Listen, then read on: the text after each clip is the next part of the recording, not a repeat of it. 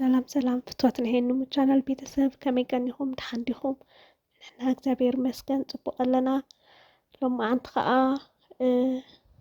ካብ ንግሆ ጀሚሩ ክሳብ ሙሉእ መዓልቱ መዕለይ እንታይ ከም ዝመስል ከርእየኩም እየ ማለት እዩ። ንግሆ ቅቅል ብምስራሕ መዓልተይ ጀሚረ ኣለኹ ማለት እዩ። እዛ ትሪእዋ ዘለኹም ቅቅል መጀመርታ ዘይቲ ኣውዒ ናብ ዝወዓየ ዘይቲ እቲ ንቅቅል ዘዘጋጀኽዎ ዓፅምቲ ቁርፅ ቁርፅ ኣቢለ እትዮ ማለት እዩ።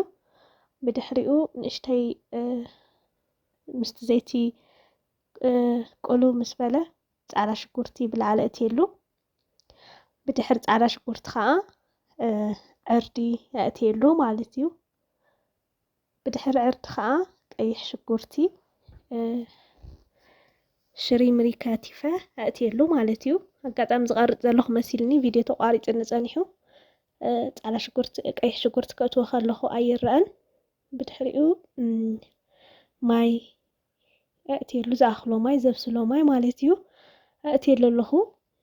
ብድሕሪኡ እዚ ማይ ምስ ኣተወ ከዓ ንእሽተይ ገንፈልፈል ኢሉ ኣብ ኣጋ ምውራድ ኣከባቢ ጠስሚ የእትወሉ ማለት እዩ። ቅቅል ከዓ ጠስሚ ብጣዕሚ ስለ ዝፈቱ ጠስሚ ዘለዎ ቅቅል ብጣዕሚ ከዓ ጥዑም ስለ ዝኾነ ጠስሚ ውስኽ ኣቢለ እትየሉ ኣለኹ ማለት እዩ። ብድሕሪኡ ናይ ጥብሲ ናይ ቅቅል ናይ ኣልጫ ቅመም ኢላ ኣደይ ዘዘጋጀወቶ ቅመም ኣእቲናሉ ኣለና ማለት እዩ። ብድሕሪ እዚ ከም እትሪእዎ ቅቅልና በሲሉ ኣብ መጨረሻ ጨው ኣእቲና ብድሕሪኡ ጉዕ ኣእቲናሉ ማለት እዩ። ምስ ኣጥፋእናዮ ምድጃና ጉዕ ኣእቲናሉ ኣለና ማለት እዩ። ካብኡ ከምዚ ጌርና ንዝስተ እውን ንመፈትፈቲ እውን ይቐፅል ኣለኹ ማለት እዩ። ኣነ ብጣዕሚ ዝስተ ቅቅል ስለ ዝፈቱ ቅቅል ምስታይ ብጣዕሚ ደስ ዝብለኒ እና ንቅቅል ንዝስተና ድሓርካ ናብ እንጀራ ገይረ ዝብላዕ ማለት እዩ። እዚ ትሪእዎ ዘለኹም ክሰትዮ ኢለ ዘዘጋጀኽዎ እዩ። ኣነ ብጣዕሚ ስለ ዝስተ ዝፈቱ ማለት እዩ። እዚ ክሰትዮ ኢለ ዘዘጋጀዮ ኣለኹ። በቲ ሓደ ወገን ከዓ እንጀራይ ቁርስ ቁርስ ኣቢለ ኣጥምቱና ናይ ትቅቅል ማይ እውን ገይረ ፈትፊሰዮ ኣለኹ ማለት እዩ። እዚኣ ቁርስና እያ ናይ ሎማዓንቲ ቁርስና። ካብኡ ብምቕፃል ጉረይ ንገፀይ ዝኸውን ማለት እዩ። ቅብኣት እዚኣ ትርእዋ ዘለኹም ናይ ኮኮናት ቅብኣት እያ። ኣቮካዶ ቡና እና እዛ ቅብኣት ገይረ ክቕብኣየ ማለት እዩ። እዚኣ ከዓ ባህላዊ ስቲም ናይ ገዛና እያ። ዝተቐባብአ ፀጉረይ ምስ ተሸፈንኩ ብላስቲክ ገይረ ማለት እዩ። እዛ ትሪእዋ ዘለኹም ኣኽቢበያ ዘለኹ ማይ የፍልሕ ሞፍቲ ውሽጢ ኣብቲ ውሽጢ ማይ ብቦይለር እናፈለሐ ወይ ከዓ ብድስቲ እውን ክኾን ይኽእል እዩ እናፈለሐ ኣነ ከዓ በዚኣ ኣትየ ተኸዲነ ማለት እዩ። ናብ ፀጉረይ ዝገበርክዎም ናብ ውሽጢ ቆርበተይ ክሳብ ዝኣቱ ማለት እዩ ኣብዚኣ ኣትየ እስቲም ይገብር። ገፀይ ከዓ ኣቮካዶ ቡና ወይ ከዓ ዕርዲ ምስ ርግኦ ሓዊሳ ከዓ ገፀይ ይልከዮ ገፀይ ክሳደይ ይልከዮ ማለት እዩ። እስቲም ንገብር ማለት እዩ። ገዛና እውን ንዓፅ ቁሪ ከይኣትወና ድሕሪኡ ተሓፃፂብና ወዳዲና ናብ ስራሕ ከይድና ኣጋጣሚ ናይ ጄሪ በርዝደይ መስቀል መዓልቲ እያ ተወሊዳ ጄሪ እና ክዳን ሰርፕራይዝ ክንገብራ ኢልና ምስ ሓወይ ኮይና ንሰርሐላ ኣለና ክዳን ማለት እዩ። እዚ ትሪእዎ ዘለኹም ሓወይ ኣፋሊጠኩም ነይረ እና ክዳና ንሰርሐላ ኣለና ማለት እዩ። ንሳ ክዳን ይስራሕ ከም ዘሎ ትፈልጥ እያ ግን ንዓኣ ምዃኑ ኣይትፈልጥን እያ። ናይ ትእዛዝ ናይ ካልእ ሰብ ይመሲልዋ ማለት እዩ። እና ዓቐን ከዓ ስለ ዘለኒ ናይ ካልእ ግዜ ንስርሐሉ ክዳውንቲ ምሳይ ስለ ዘሎ ዓቐን ብከምኡ ጌርና ማለት እዩ።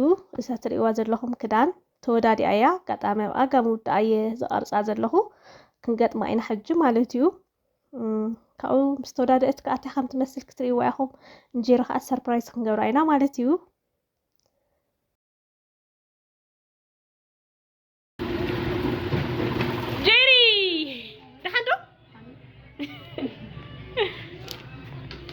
ጊፍት እዩ ዝንዓኸይ ናይ በርዝደይክ ጊፍት ሰርፕራይዝ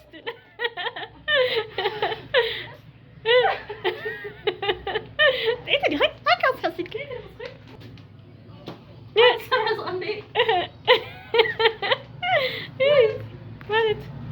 رافكي كونير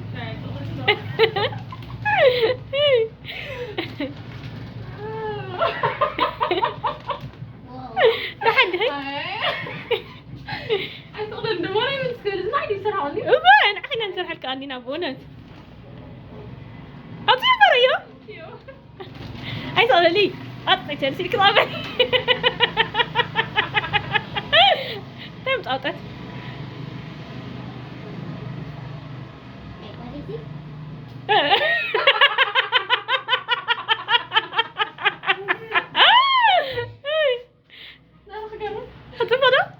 ناي كيني ني زي على سكرايا زي ناي كين كويني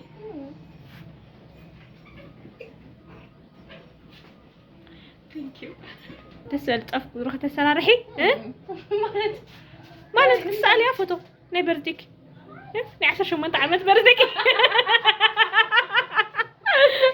تسأل ما تسي بس تصور تسرارحي قال ملا كاو خدانك مغنياتو تصوري مغنياتو ما خدان تصور كيتسرح خدينك ما تبغي ما تنخدان تصور تسرح مو خدانك قال ملا ها تملكتنا ها نريم تسي حمد خدانك نريم بدنبي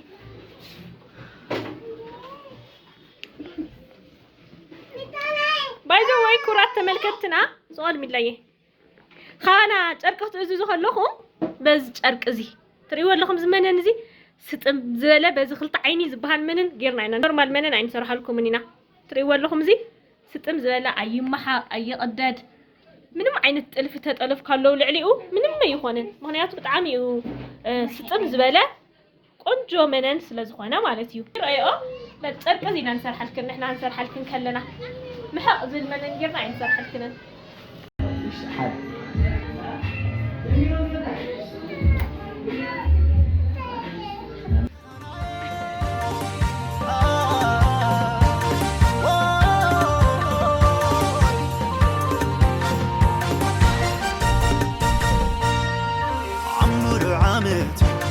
كابزل لو رامت فلي زبالة أساسارو بعلي ناي بيني ناي بيني فاسيكا ساعة حلا نختن قسني مسياي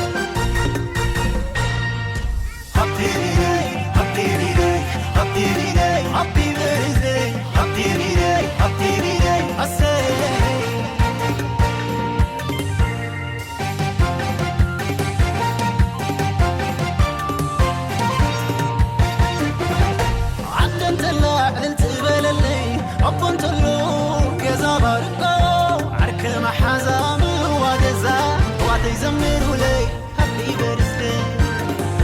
Happy birthday, oh happy birthday. زينك سلام بدنا happy day. سبزانو ما عندنا خوي سمروني بحدا. Happy birthday, happy birthday. I say happy birthday, happy birthday. I say سوالن قلو هاي مرو ادنا حقا بالقناة كور أحواتي سالون النو سانتا وينو نخلص الندو صبغتي باع القرون كرتي ساسع اللبس